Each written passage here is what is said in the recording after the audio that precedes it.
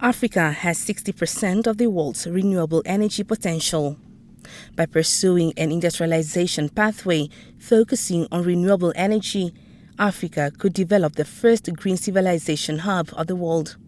This can be achieved through the deployment of the fastest workforce, utilization of the continent's massive natural resources such as land and minerals.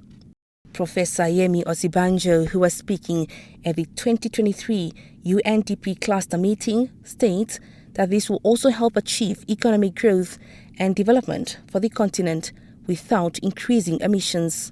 If Africa processed its bauxite, the bauxite that we mine today, and we have 25% of the world's production, assuming that we were to process that using renewable energy, we will save the world 335 million tons of carbon emissions, of CO2 emissions. That is 1% annually of carbon emissions.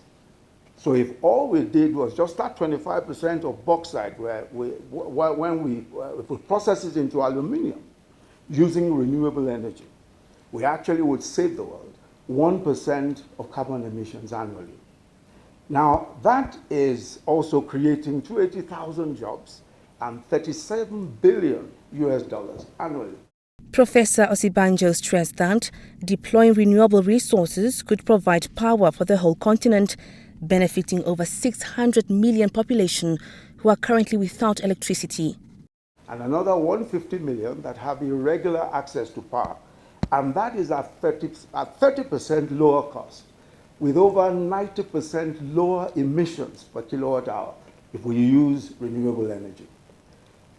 For climate positive growth to occur, Professor Osibanjo advised African nations to develop and implement supporting legislation and policy around climate, as well as collectively provide appropriate and sufficient investment and finance, among others. Sialman Pikwa, NBC News, Windhoek.